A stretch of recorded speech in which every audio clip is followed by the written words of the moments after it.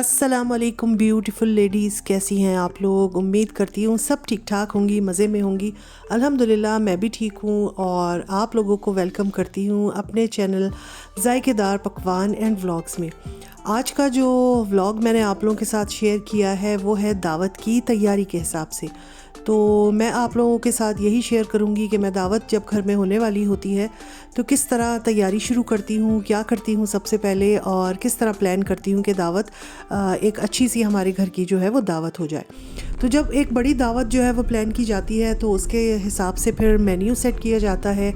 और ये होता है कि भाई सबसे पहले आप मेन्यू सेट कर लेते हैं कि भाई हमने क्या क्या बनाना है। तो मैंने भी अपने हिसाब से अपना मेन्यू सेट कर लिया था और उसी की शॉपिंग के लिए मैं अपनी ग्रॉसरी के लिए आ गई थी। ये एक अरबी हलाल गोश्त का जो है स्टोर था, तो वहाँ पर हम आ गए थे और देखें कितने प्यारे प्यारे कलर के गोश्त रखे हुए हैं। ये उसी दिन मेरे ख्याल है इनकी जो मीट की डिलीवरी हुई थी और इतने अच्छा, इतना फ्रेश मीट था कि देख के दिल चाह रहा था कि सब उठा लो। तो मैं यही वीडियो आप लोगों के लिए बनाई है। मैंने कहा देखे रंग बिरंगा कितना खूबसूरती से उन्होंने सजाया हुआ भी है।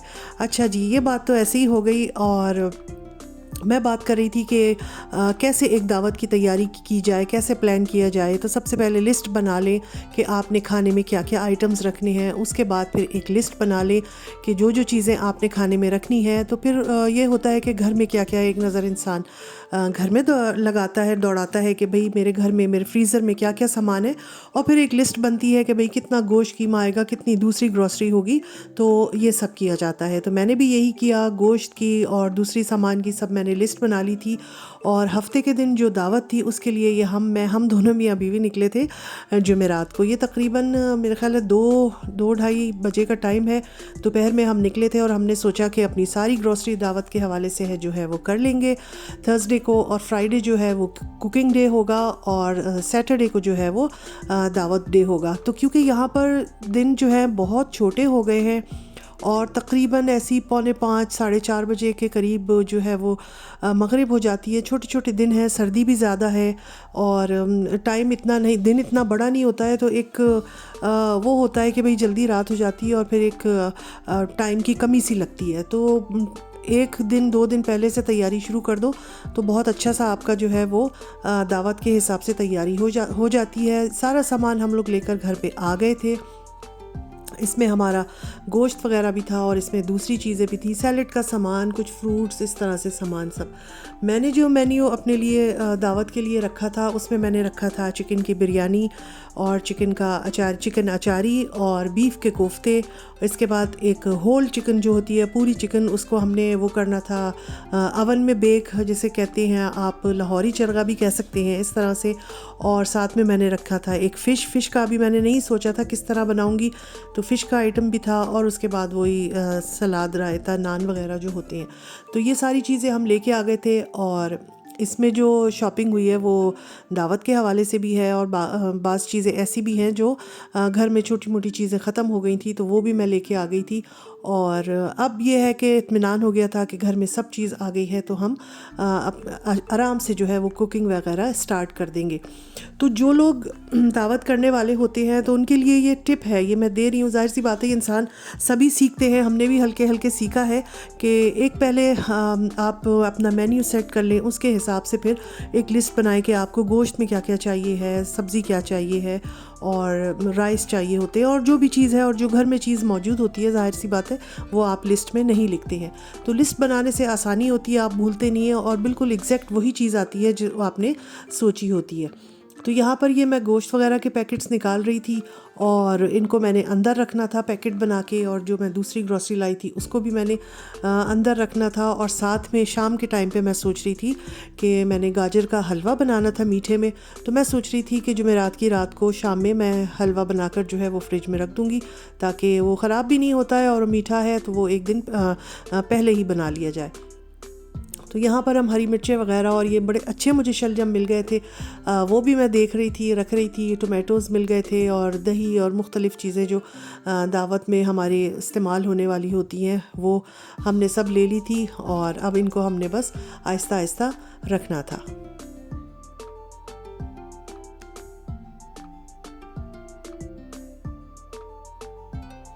गोश्त कीमा जो है बहुत ही अच्छा और फ्रेश मिला था और बस इनको अब मैं पैकेट्स बनाऊंगी, इनको फ्रीज़र में रखूंगी। तो यहाँ पर मैं अब इनके पैकेट्स बना कर रख रही हूँ। और जो चीज़ मुझे यूज़ करनी थी जल्दी वो मैंने साइड पे कर दी थी, जो मुझे लगा कि थोड़ा ज़्यादा है उनको मैंने अंदर की तरफ कर दिया था। तो बस इसी में ये सारा 1-2 घंटे गुजर गए थे।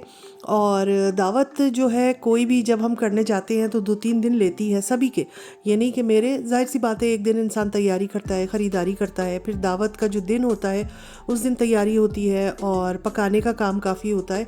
और उसके बाद जो है वो आप घर की सफाई और समेटा समाटी और फिर बर्तनों का ढेर जो होता है उसको धोना और ये सब करते हैं। तो माशाल्लाह दावत जो है वो एक बड़ी दावत जो है उसमें काफ़ी टाइम निकलता है, मगर लगता बहुत ही अच्छा है। और अगर आपकी दावत जो है बहुत कामयाब हो जाए, लोग खुश होके जाएं, आपने जो खाना बनाया है वो बहुत अच्छा बने और आने वाले खुश हों, तो आपकी जो मेहनत है 2-3 दिन की वो वसूल हो जाती है। तो ऐसा ही हमारे साथ भी हुआ। हमारे मेहमान आए, उनको बहुत अच्छा लगा, हंसे बोले और इतने अरसे बाद मिले थे तो बड़ा ही मज़ा आया। तो ये समझे मेहनत जो है वो वसूल हो गई थी। यहाँ पर मैं चिकन बोनलेस भी लेके आई हुई थी, क्योंकि आजकल सर्दियाँ हैं तो सूप वगैरह भी बन जाता है जल्दी जल्दी और चाइनीज़ वगैरह भी बन जाता है। तो चिकन बोनलेस जो है उसमें फिर बहुत अच्छा काम आ जाता है। तो ये सब भी मैं अपना रख रही थी। और ये चिकन जो पीसेस हैं इनको भी मैं पैकेट्स बना के रख रही थी कि मुझे बिरयानी के लिए कितना चिकन चाहिए होगा, तो मुझे चिकन अचारी के लिए कितना चाहिए होगा। तो ये सारा काम हो रहा था। आज के व्लॉग में मैंने आपको सिर्फ ये दिखाया है कि हमारी दावत की प्रिपरेशंस जो हैं वो किस तरह स्टार्ट हुई हैं, कहाँ से शुरू हुई हैं, और कुकिंग का जो दिन था और कुकिंग जो मैंने की थी इंशाल्लाह वो फिर मैं आपको नेक्स्ट व्लॉग में दिखाऊंगी दावत की और पूरी वीडियो, क्योंकि बहुत लंबी हो जाती तो मैंने सोचा इसको थोड़ा सा 2 पार्ट में कर लिया जाए। और कुछ टिप्स इस तरह मिल जाती हैं कि अगर कुछ लोग इस तरह दावत करने वाले हैं तो बस इसी तरह की टिप्स ले लें इसमें से कि भाई पहले हम अपना ये सारी शॉपिंग कर लें और इनको इस तरह मैनेज कर लें तो हमें प्रॉब्लम नहीं होगी। स्पेशली उन लोगों को कि जो अकेले हाथ से करते हैं, यानी कि घर में अकेले करने वाली वो ख़वातीन है। तो ये जी हमारे पैकेट्स वगैरह सारे बन गए हैं और इसके बाद अब इनको रख के हम अपनी शाम में गाजरों का हलवा तैयार करेंगे। ये जी बल्कि गाजरों का हलवा भी चढ़ गया है। और मैंने तकरीबन 2.5 किलो गाजरें ली थी, इनको कद्दूकश कर लिया था, मशीन में ही कर लिया था। और मगर एक चीज़ है, यहाँ पर गाजर का हलवा जो बनता है उसका रंग अच्छा नहीं आता। ये देख रहे हैं ना कि कैसी पीली पीली गाजर होती है, तो जाहिर सी बात है इतना रंग नहीं आता। बाज़ दफ़ा फूड कलर हम यूज़ कर लेते हैं, मेरे पास शायद इस दिन नहीं था रेड कलर थोड़ा सा, वरना मैं डालती हूँ तो थोड़ा सा वो बेहतर हो जाता है। अच्छा जी, अभी मैंने इसमें ऑयल शामिल कर दिया है और अब इसकी भुनाई होगी। रेसिपी नहीं है ये, बस जैसे जैसे मैं बनाती जा रही थी मैं आप लोगों के साथ शेयर कर रही थी, और रेसिपी इंशाल्लाह नेक्स्ट टाइम कभी दूंगी। और यहाँ पर मैंने ऑयल शामिल कर दिया है। पहले मैंने इसको 1 किलो दूध में अच्छा सा बॉईल कर लिया था। इसके बाद मैं इसमें ये शुगर शामिल कर रही हूँ। ब्राउन शुगर थी मेरे पास तो वो मैंने तकरीबन इसमें डाली है। शुगर हमने थोड़ी कम ही रखी है। अगर आप ज़्यादा खाते हैं, मीठा खाते हैं, तो 250 ग्राम का पूरा पैकेट मेरा ख्याल है इसमें उंडेल दें। और ये तकरीबन 2.5 किलो गाजरें थी। और इसी टाइम पे मैंने इसमें ना अखरोट थोड़े क्रश करके मोटे मोटे टुकड़े करके काफ़ी सारे मैंने अखरोट भी इसमें शामिल कर दिए थे, ताकि वो भी हल्के फुल्के नरम हो जाएं दूध के साथ। और ये तकरीबन अब ये खुश्क हो चुका है, भुन चुका है। और ये चीनी मैंने बचा ली थी क्योंकि मुझे अपने हिसाब से मीठा ठीक लग रहा था। तो जी ये हमारा एक बड़ा काम था, क्योंकि गाजर के हलवे में टाइम लगता है भूनने में। और ये हमारा तकरीबन तैयार हो गया था।